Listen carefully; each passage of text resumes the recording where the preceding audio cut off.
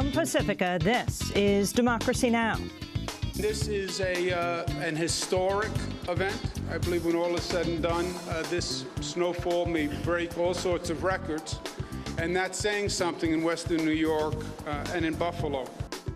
6 to 7 feet of snow has already fallen on parts of Buffalo, New York this week. Another 2 to 3 feet is expected today. At least 7 people have died. Record cold temperatures across the country.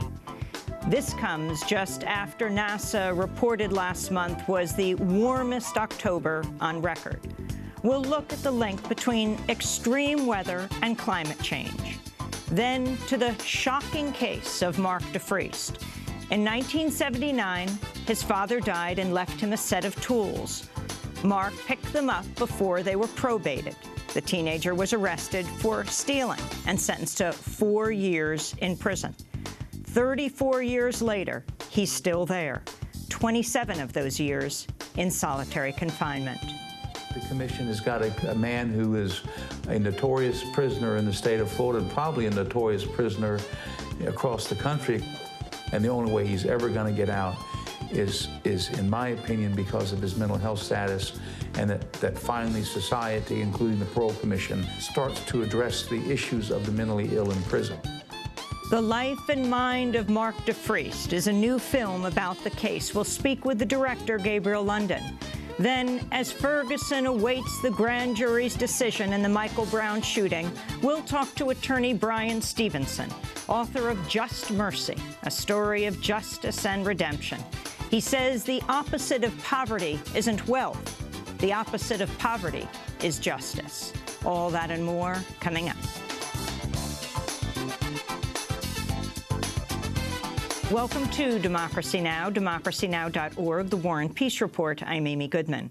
President Obama's unveiling today his long-awaited executive action that will protect millions of undocumented immigrants from deportation. Obama previewed his plan in a video statement Wednesday night. Everybody agrees that our immigration system is broken. Unfortunately, Washington has allowed the problem to fester for too long. And so what I'm going to be laying out is the things that I can do with my lawful authority as president to make the system work better, even as I continue to work with Congress and encourage them to get a bipartisan, comprehensive bill that can solve the entire problem. President Obama will announce his plan in a primetime address from the White House tonight. He'll then speak at a Las Vegas high school Friday, where he laid out his plan for comprehensive immigration reform 2 years ago.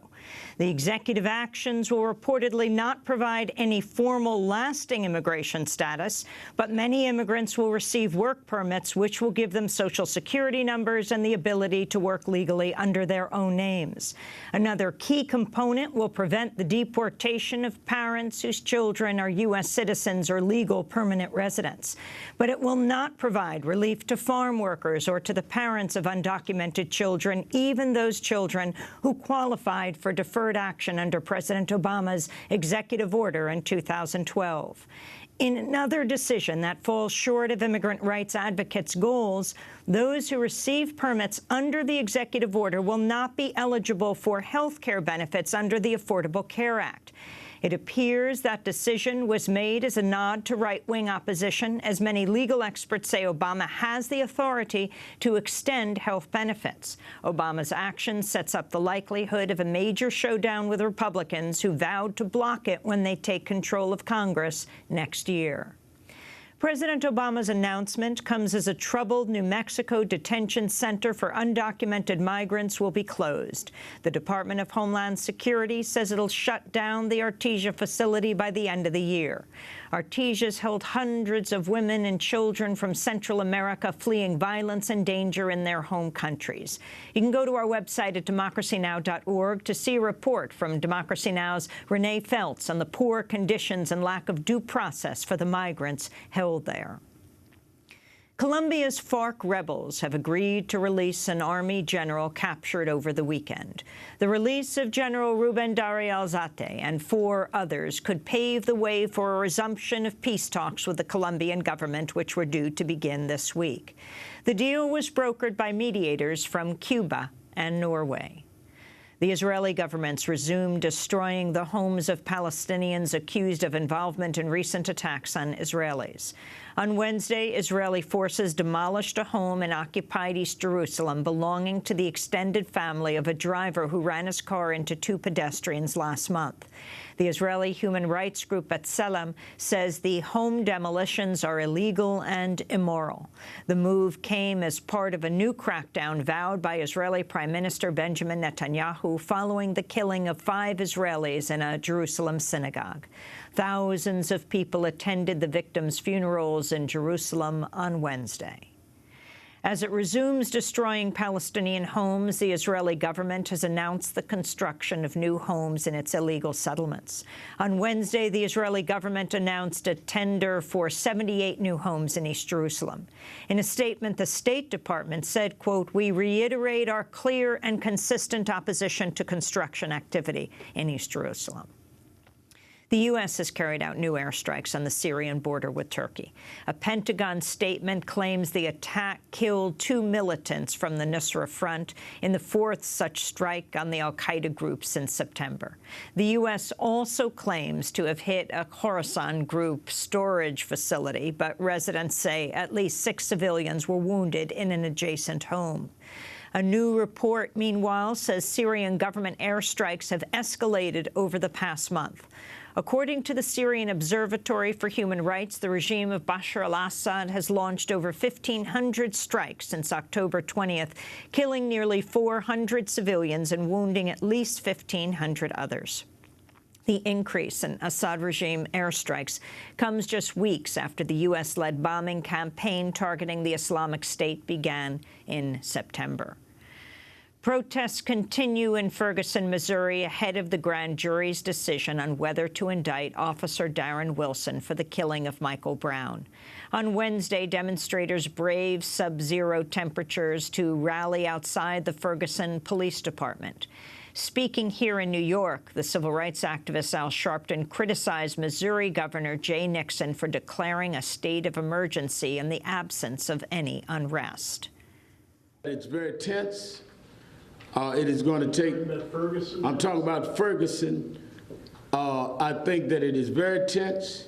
I think that the role of the parents and leadership is important to keep a tone there. I also think that a lot of the young activists that have been marching and keeping things going have been very responsible and pointedly nonviolent, and we must support them.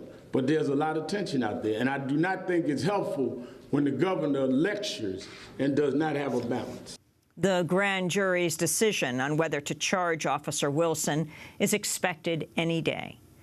A leading U.S. nursing group has come out in support of a Navy medical officer at Guantanamo Bay who this year became the first known prison official to refuse to force-feed hunger-striking prisoners. The unidentified male nurse now faces potential disciplinary charges that could ultimately lead to a discharge and loss of benefits. In a letter addressed to Navy officials, the American Nurses Association said, quote, "The military setting does not change the nurses' ethical commitments or standards." And several major media corporations have canceled projects with entertainer and comedian Bill Cosby over new claims of rape dating back more than 40 years. On Wednesday, NBC announced it's canceling a pilot deal with Cosby, while the streaming service Netflix said it would postpone an upcoming special. The network TV Land has also pulled reruns of The Cosby Show from its schedule. Cosby previously settled a case with a woman in 2004 who alleged he drugged and raped her. At the time, the plaintiff, Andrea Constand, found 13 other women to testify about similar assaults. But in recent weeks, 2 more women have come forward, bringing the total to at least 15. In an interview with Entertainment Tonight on Tuesday, former model Janice Dickinson became the 6th woman to go on the record saying Cosby raped her in 1982.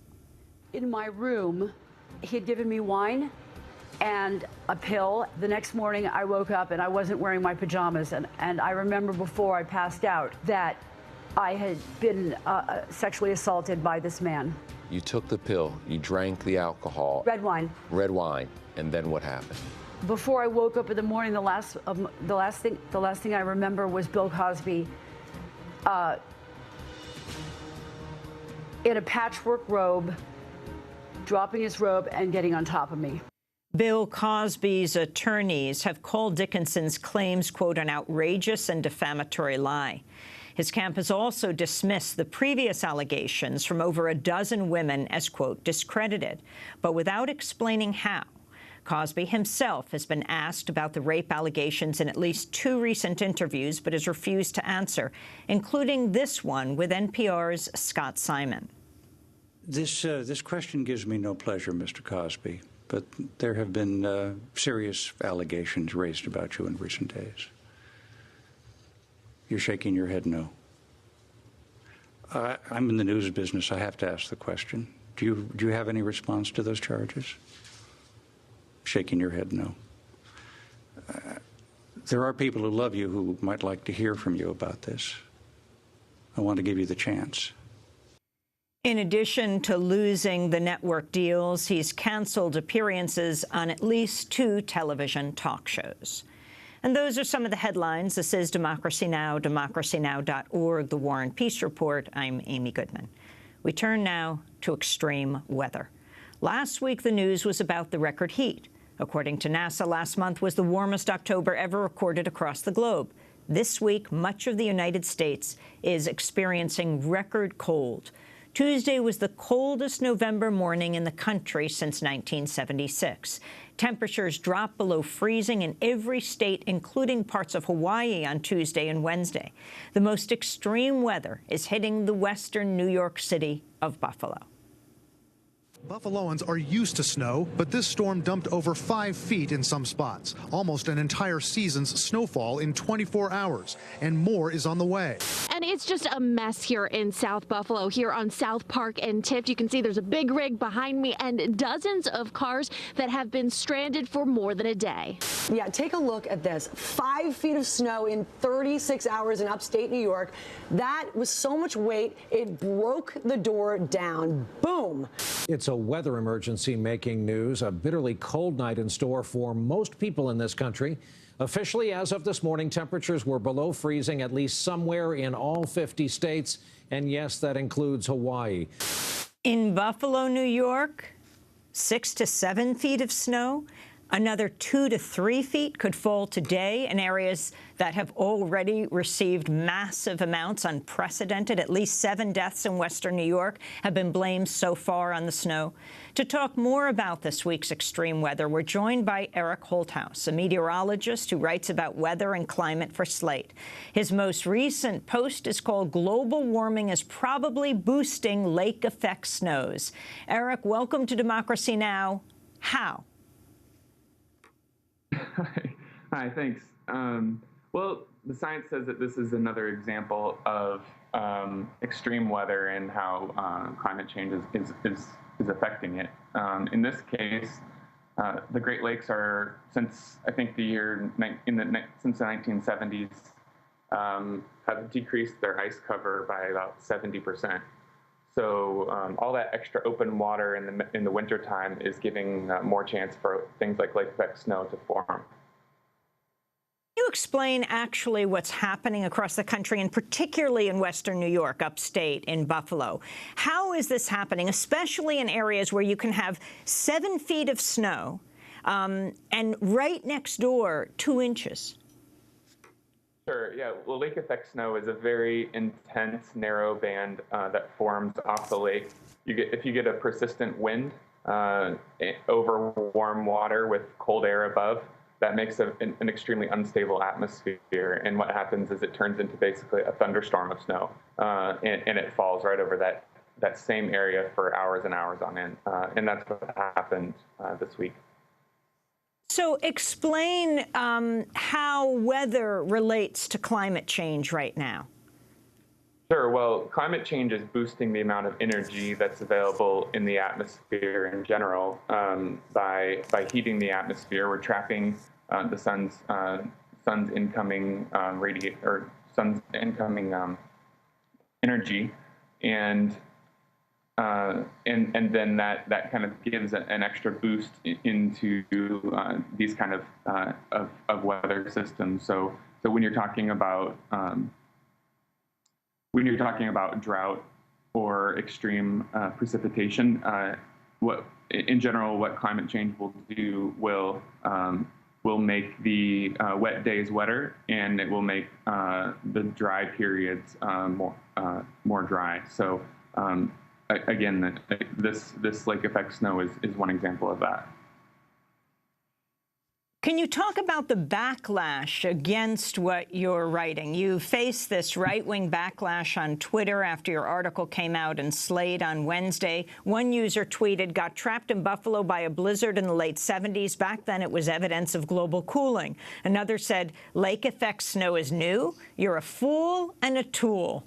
This isn't the first time you faced criticism from the right wing for speaking out about climate change. Last year, you wrote about how the latest UN climate report brought you to tears and inspired you to resolve to give up air travel. This was how Greg Gutfeld of Fox News reacted. Guy's a kook. Someone should tell him that planes are better than driving, as their nitrous oxide causes cooling by ridding methane in the air. But hey, he says he's the expert in what? Beta male sniveling? Eric Kalthaus, why do you think your scientific conclusions have inspired such a backlash? Well, I think the real only reason to deny the changes that are happening in the atmosphere right now because of humans is political at this point. So people are motivated by a worldview that doesn't allow for things like humans changing the weather. So that's how I explain it personally. You know, the weather is blanketing the airwaves, to say the least, as it should be, because it is so extreme what is taking place across the country.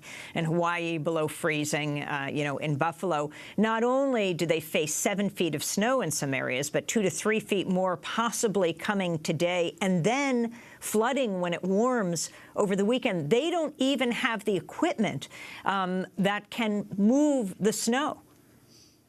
Sure. Yeah, I think the football team, the Buffalo Bills, called for volunteers yesterday to scoop out the stadium because I think one of my fellow meteorologists calculated that it would be something like 8 person years of time that it would take to scoop out that snow, like 200,000 tons of snow or something that fell in that stadium.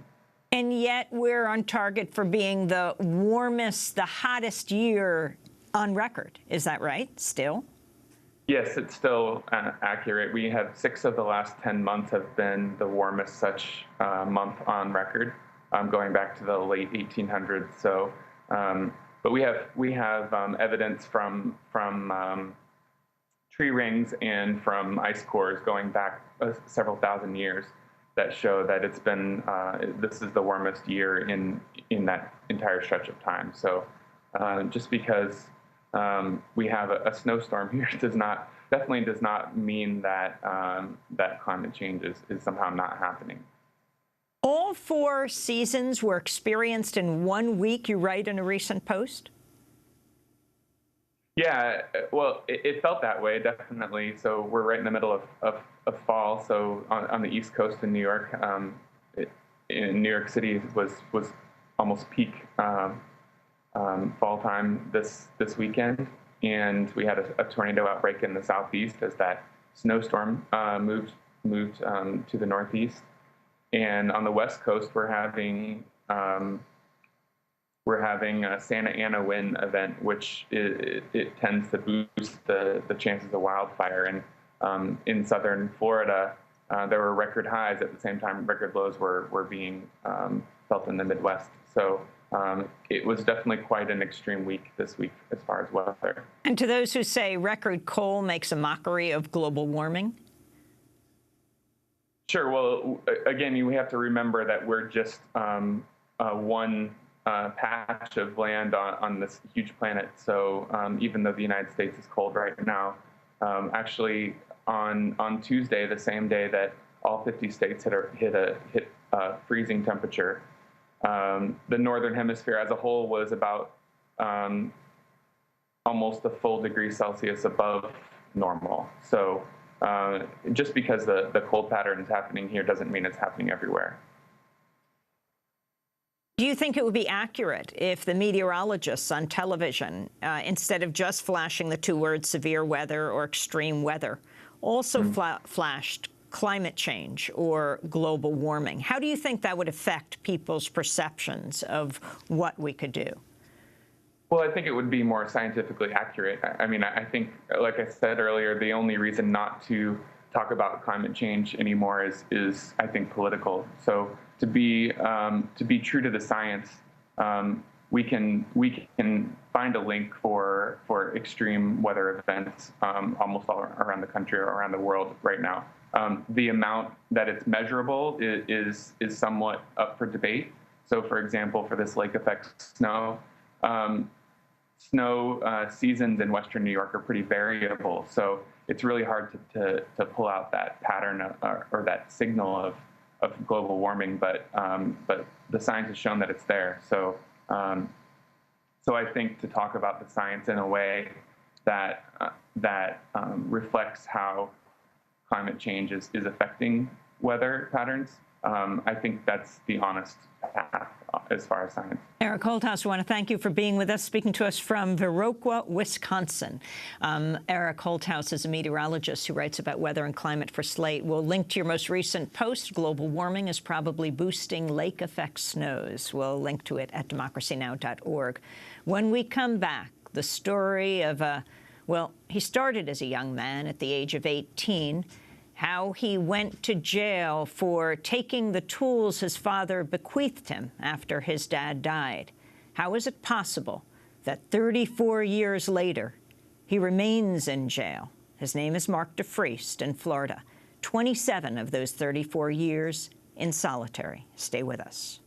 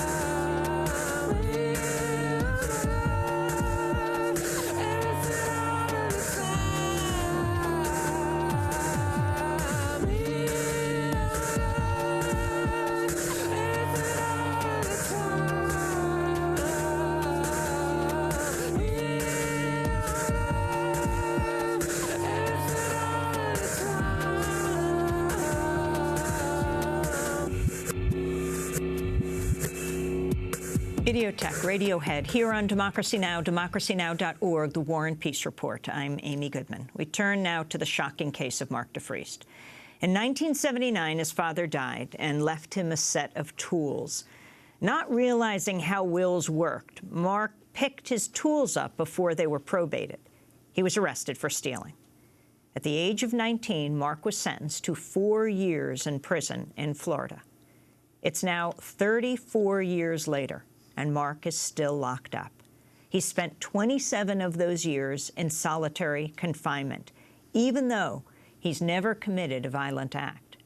His story is told in a shocking new film called The Life and Mind of Mark DeFriest. The film looks at how Mark ended up in jail and how he became known as the Houdini of Florida prisons because he's tried to escape 13 times, 7 of them successfully. About a month into his sentence, he tried his first escape. This is a clip of Mark DeFriest describing that attempt. It was a Tuesday, I know that, and Tuesday Bible study. You're supposed to be escorted around a compound at night. 8 of us broke camp and hauled ass for the fence.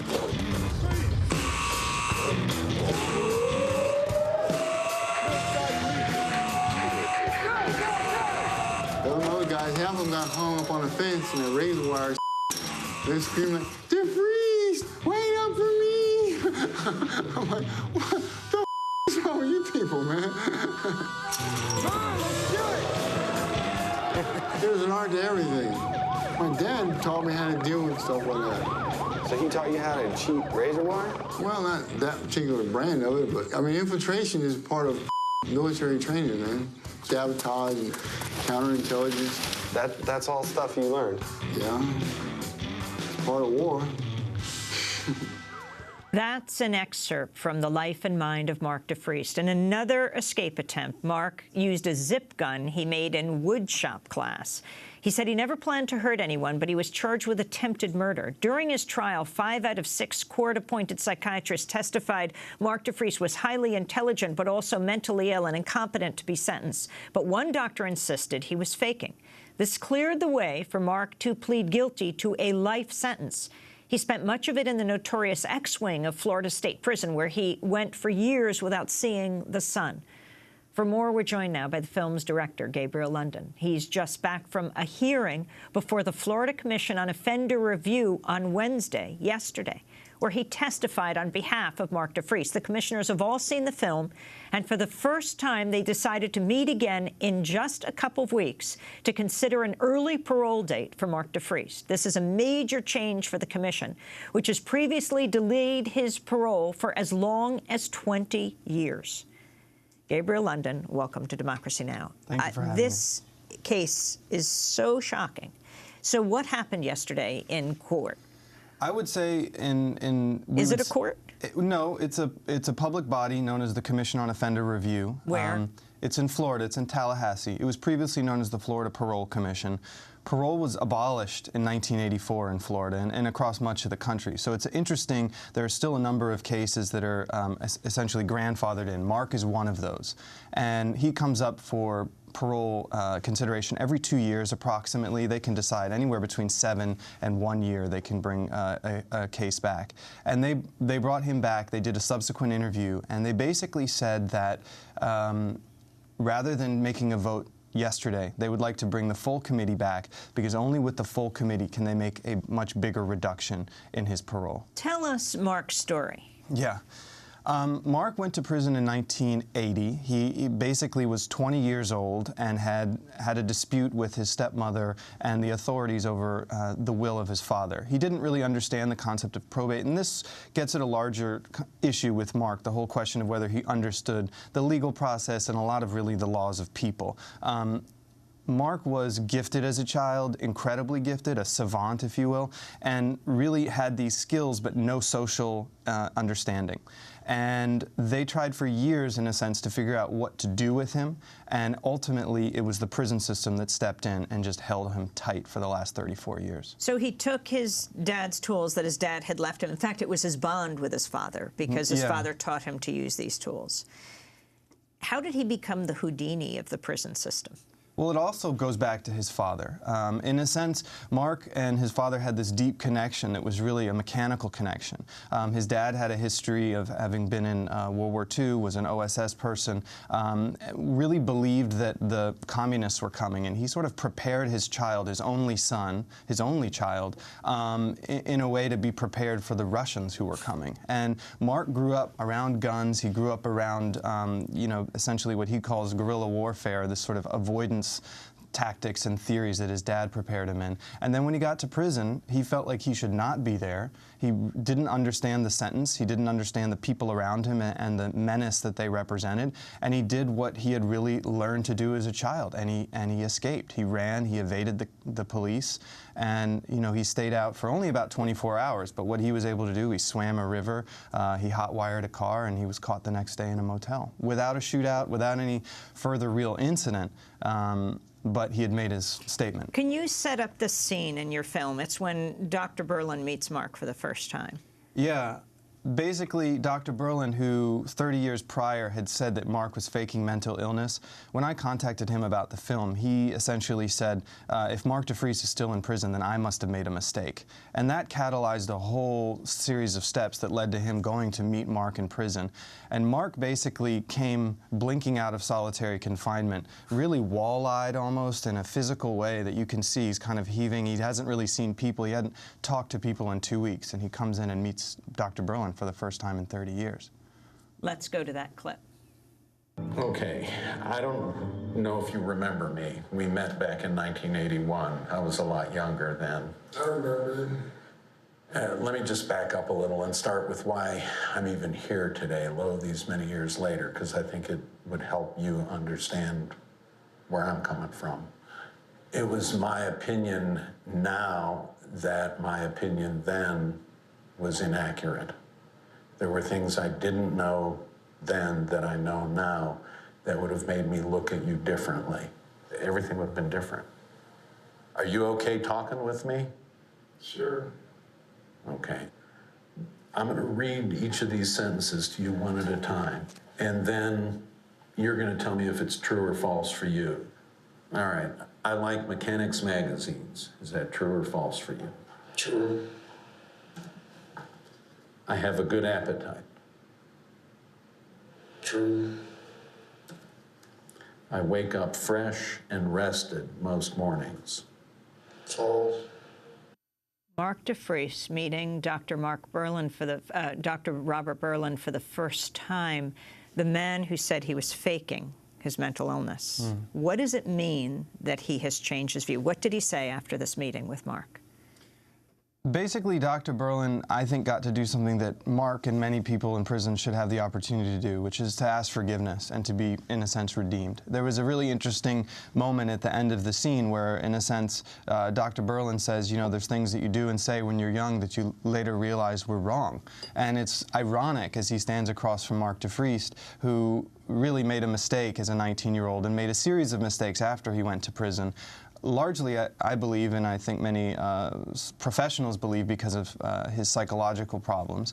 But basically, Dr. Berlin has this opportunity to go back and right a wrong, and that's what we follow through the film.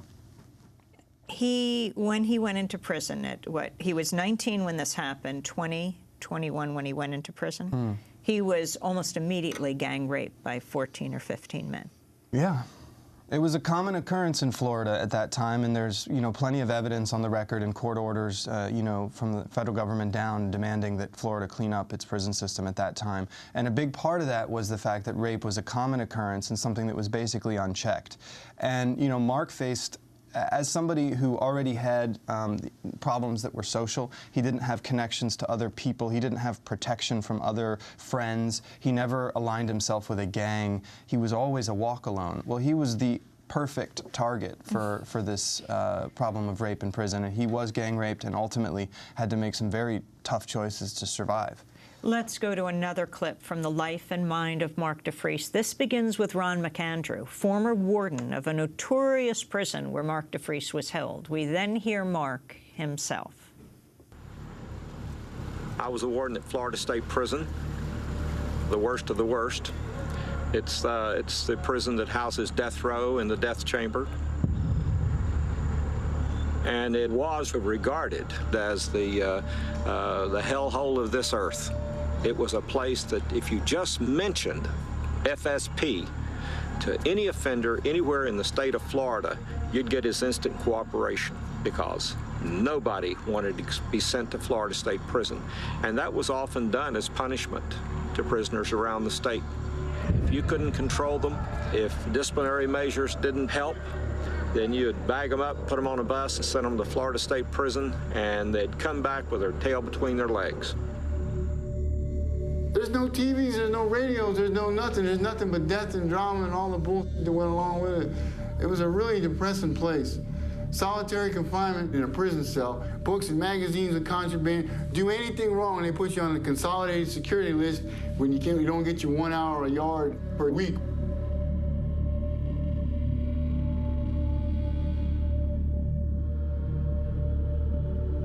Not a day, a week.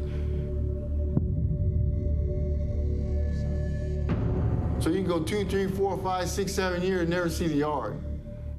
That was Mark DeFriest. 10 years of requests to see the sun denied? Yeah, Mark was placed on what he calls the consolidated security list. So he was already in solitary confinement, but he was because of rule violations. And many times you see with folks with mental illness in prison that they're punished for their symptoms, and I think a lot of his violations relate to that. He was not even granted the 1 hour of yard per week where he could actually see the sun.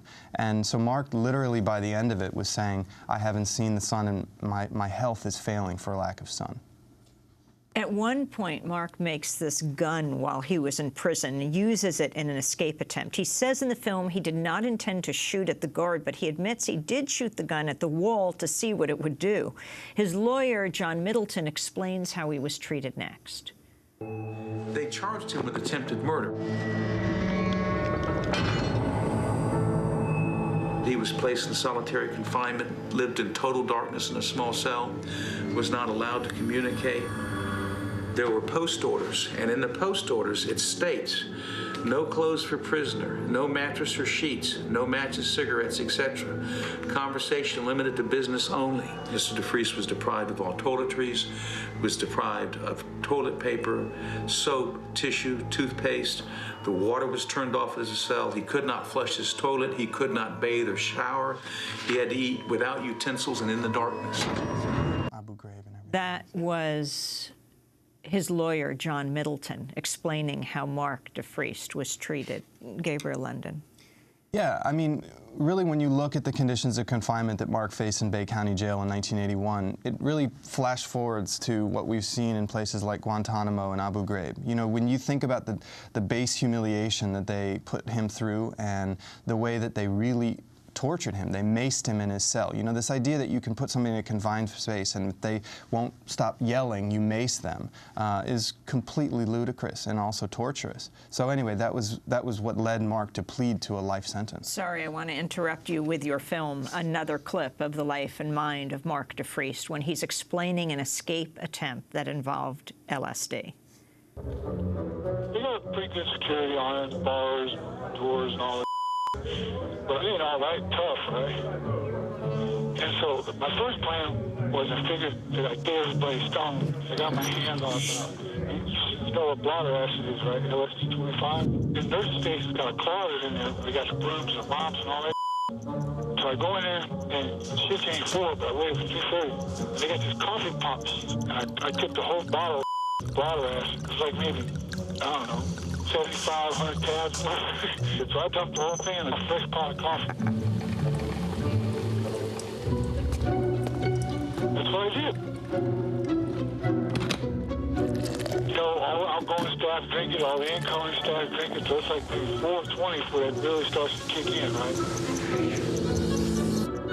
This plan was when all these people started freaking out, I was going to pick the rocks and go, right? I had all this clothes set up, I was all ready to go. But it didn't work out, man, because first off, there was an incident with the aides and the wash and dryer. And just like the cuckoo nest guy, now the dryer goes round and round and round. He got really freaked out about that, and he attacked the dryer. He beat the out of the dryer. He ripped the door off and started kicking it and screaming.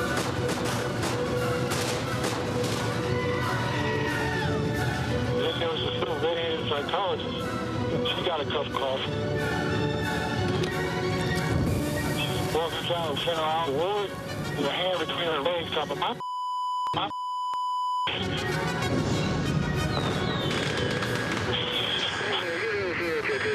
If somebody got lies and called security, right? Before I could make my move, they surrounded the whole goddamn ward and locked it all down, right?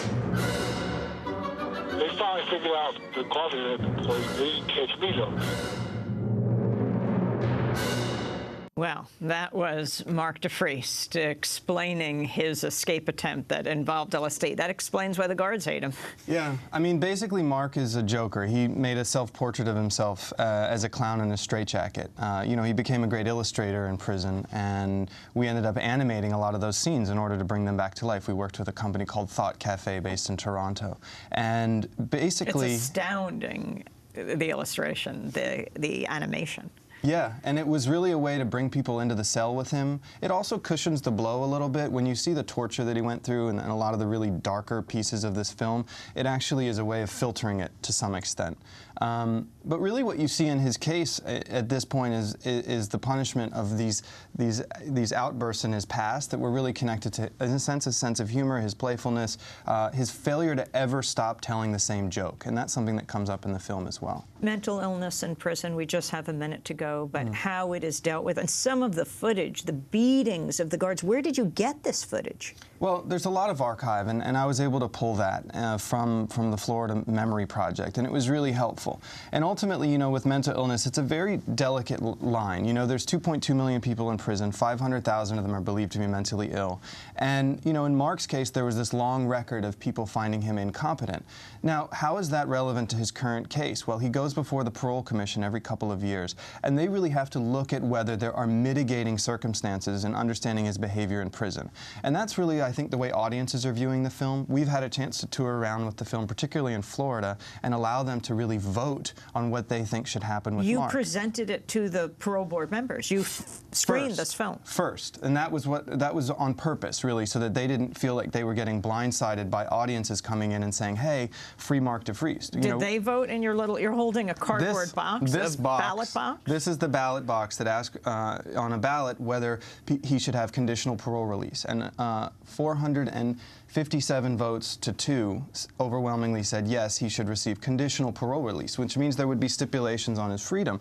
And I was able to tell the Parole Commission about that yesterday. And ultimately, I think that they will be swayed by Florida citizens and community members really saying, like, there's a responsibility of this body, as a democratic body, to actually look at the circumstances of the case and potentially offer redemption to this person. He was married when he went into prison, and he is now married again, has been for over a decade, to another woman. Yes, his wife, Bonnie, is his loyal partner who has been with him for 20 years and who very much wants him to come home to Oregon, where she lives. And there's a parole plan that is being presented to the commission that really explains the services that he would receive, the places that he would live, the education opportunities that he would have. The day of the parole board hearing, the special one they've set up, is? Currently scheduled for December 3rd. It may potentially be December 17th. People can stay updated at DeFriest.com and through our Twitter handle at DeFriestFilm. And, of course, we will follow it, too. Gabriel London, an astounding film. The new documentary is called The Life and Mind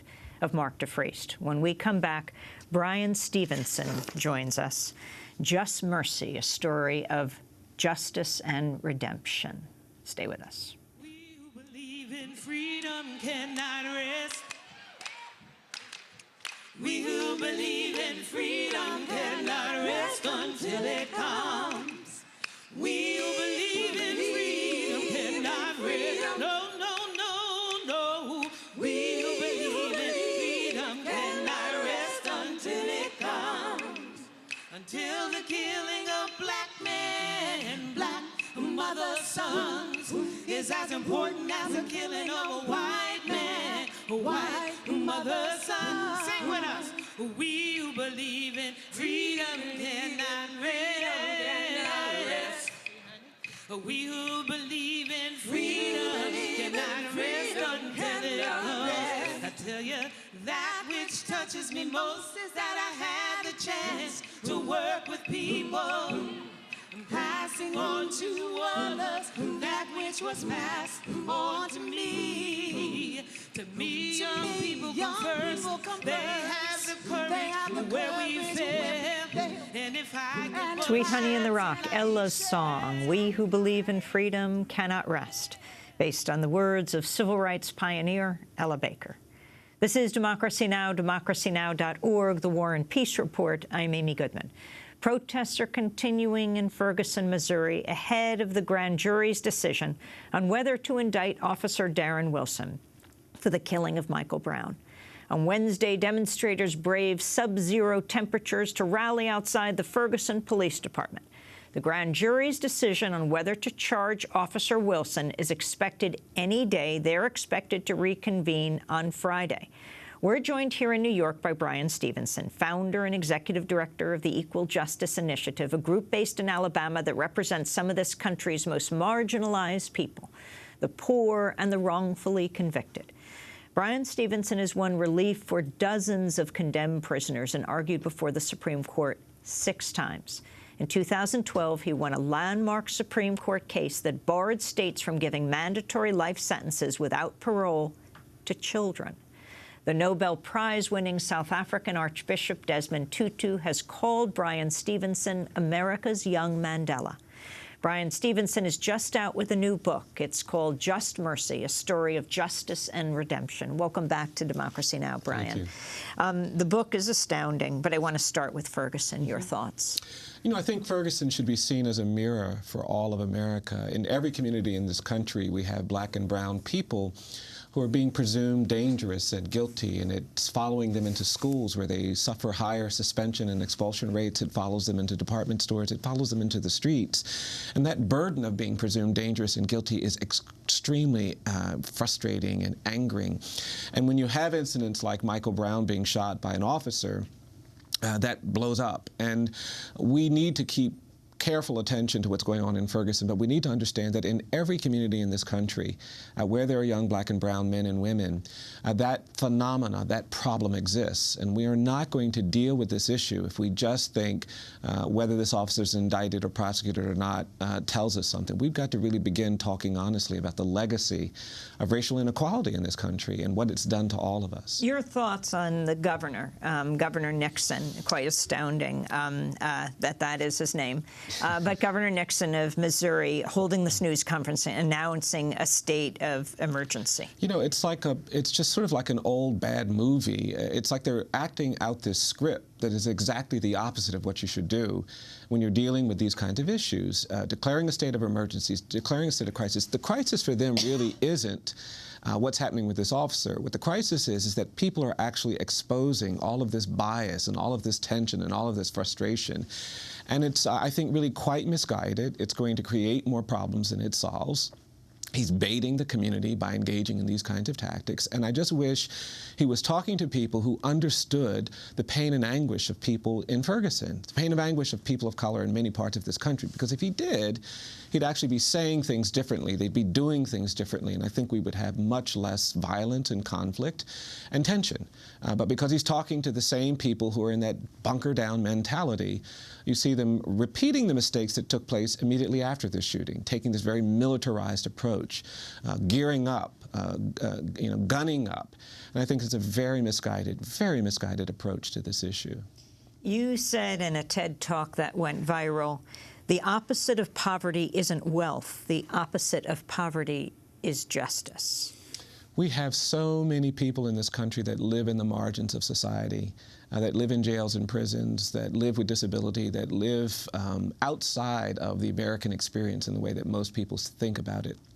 And we sometimes throw things at them to make ourselves feel better about their existence, their reality, when in fact, I really believe that poverty in this country is a function of our unwillingness to do justice to many parts of our community. And I really do believe that the opposite of poverty isn't wealth. I think, we have this arrogance. We think that when we make a mistake, we don't ever have to apologize. We don't actually have to rethink how we've behaved. We can just throw some money or throw some policy out there and move forward.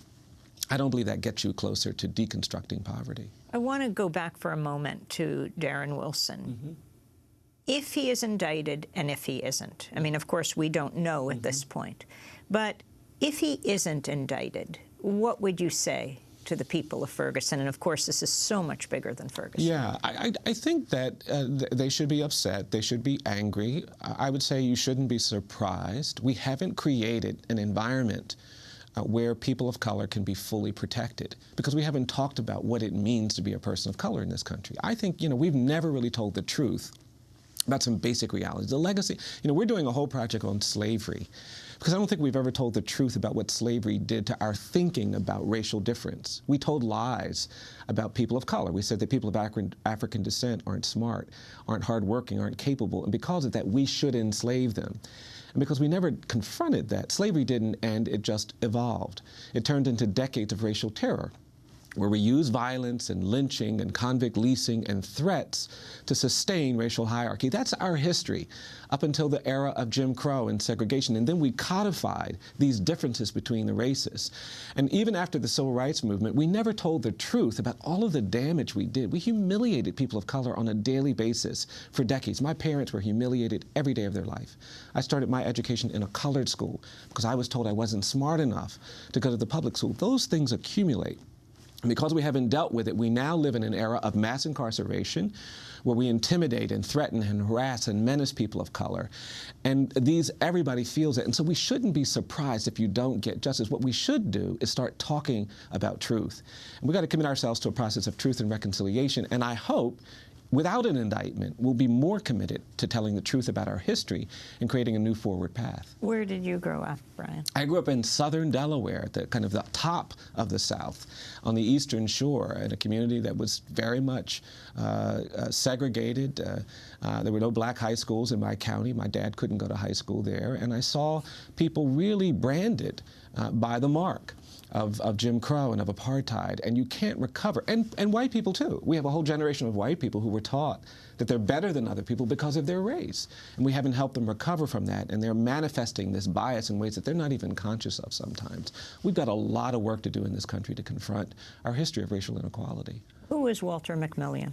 Walter McMillian was one of the characters, one of the people I wrote about in this book, was an innocent man wrongly convicted of a murder in Monroeville, Alabama. At the time, there was a young woman murdered in downtown Monroeville. Mr. McMillian was actually at his home with about 25 other African Americans raising money for his church. And so everybody knew he was innocent, but he was charged because he was having an interracial affair, not because he had a prior criminal history. He was put on death row for 15 months before the trial. He was wrongly convicted and sentenced to death. What was really troubling for me is that this case took place in Monroeville, which is where Harper Lee grew up and wrote To Kill a Mockingbird. So it's a community that completely identifies with that story, but couldn't recognize the injustice of this wrongful conviction of an African American. And you have been compared to the young Atticus Finch. Well, I want to do better than Atticus Finch. Atticus Finch's client, Tom Robinson, dies in prison because there was no hope for him. I want our clients, I want people wrongly convicted and accused to get relief. I want the people in jails and prisons all across this country who are there unfairly, unnecessarily released. I want to do more than what happens to that client in To Kill a Mockingbird. So tell us what happened to Walter McMillian. Well, we ultimately were able to present evidence of his innocence. The police had coerced witnesses to testify falsely against him, and for some bizarre reason, they actually tape recorded the sessions where they were coercing the witnesses to testify falsely. So we got the tapes. And the witness was saying, you want me to frame an innocent man for murder, and I don't feel right about that. And we presented that evidence and ultimately won Mr. McMillian's release. He's one of about 150 people on death row who've been exonerated in this country. For every 10 executions in America, we've identified one innocent person who was innocent and who's now been released. It's a shameful rate of error when it comes to imposing the death penalty. Are you encouraged by the number of states that are overturning the death penalty overall, getting rid of, abolishing the death penalty? I am encouraged by that, but I'm also worried because these issues are fairly local. Each state gets to make up its own decision, and so we've seen some progress with several states in the last few years abolishing the death penalty. I was especially encouraged by the 2012 referendum in California, where people in that state almost voted to end the death penalty by popular vote. Which would really be progress. But I'm worried that our indifference to wrongful conviction, our indifference to suffering of jailed and imprisoned people continues to be very strong. And until we break that indifference, I worry that we're going to continue to have a country where people are condemned unfairly, sentenced unfairly, tortured in jails and prisons. Brian Stevenson, the title of your book, Why Just Mercy? I think that we have too little compassion in our criminal justice system. We've been corrupted by the politics of fear and anger. We're doing harsh, extraordinarily torturous things to people. And I think we've forgotten that, you know, it's not mercy, it's not justice, it's not compassion when we give it to people who haven't done anything wrong. You earn the right to call yourself compassionate and merciful when you expose people who have fallen down, who've done bad things, to your justice, to your mercy. And I see a criminal justice system completely devoid of mercy, which makes us completely devoid of justice, and we've got to do better. Young people in prison. talk about the significance of when, for example, the story of Joe Sullivan, who is sentenced to life at the age of 13. You know, one of the more tragic things that we've done over the last 40 years is that we've put thousands of children in the adult prison system, the adult criminal justice system. We've now got 250,000 people serving long sentences for crimes they committed as children. We have some 3,000 children sentenced to die in prison, some as young as 13 and 14 years of age. And it's horrific. You know, I was hearing about the DeFreeze story, which is a very compelling story, but there are thousands of children in similar situations. I represented 13-year-olds in the state of Florida who were also put in solitary confinement, some of whom have been there for 18 years. Joe Sullivan was 13, convicted of a non-homicide, and sentenced to die in prison. We've won some Supreme Court decisions that have made it easier to challenge some of those sentences, but we still have a lot of work to do. We created these narratives about children where we said some children aren't really children. And we've done some really cruel and torturous things. And it's shameful to me that the United States and Somalia are the only two countries in the world that have not signed the Covenant on the Rights of the Child, because it protects children from adult prison sentences like life in prison and the death penalty. And one of the great tragedies is when you go to jails and prisons and you see 13 and 14 and 15-year-old children in settings where they're being raped and abused because we haven't confronted the need to protect children after they've been accused of a crime. The 2012 Supreme Court decision that your group, that you argued, barring mandatory life without parole for children.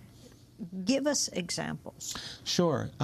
Well, I write about a young woman named Trina Garnett in Pennsylvania who was horribly abused. Her mother died when she was young. She was living in a house where she was suffering from a lot of violence. She was disabled. She was homeless, living on the streets of Chester, eating out of garbage cans. She met a family, and there was a boy in the family, and one night she tries to go and see the boy by breaking in. She drops matches, the house catches on fire, and 2 children die. She's convicted of an unintentional murder, but mandatory life without parole. We have these mandatory life sentences that are very common in the adult sentence. So at the age of 14, she's condemned to die in prison. She goes to the state prison. She's raped by a male guard. She gets pregnant. She's been in prison now for almost 40 years, and that suffering continues.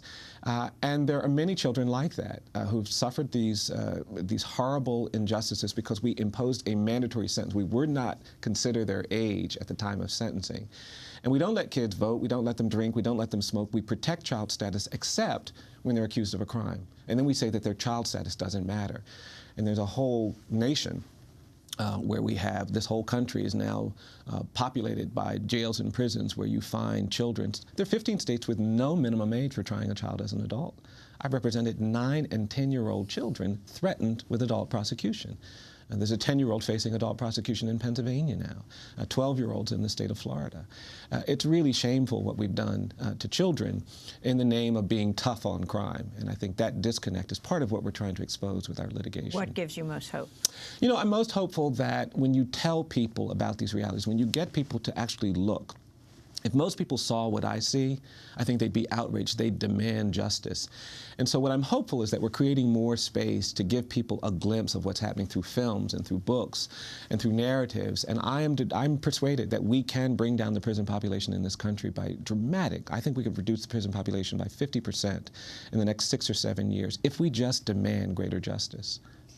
This is part 1 of our conversation. We'll continue after our broadcast, and we'll post it at democracynow.org. Bryan Stevenson, founder and director of the Equal Justice Initiative, his new book, Just Mercy, a story of justice and redemption. If you'd like a copy of our show, democracynow.org. Democracy Now! Is produced by Mike Burke, Nefel Saramonte, Nimrit Shakes, Steve Racina, Sam Akaf, Hani Masood. I'm Amy Goodman. Thanks so much for joining us.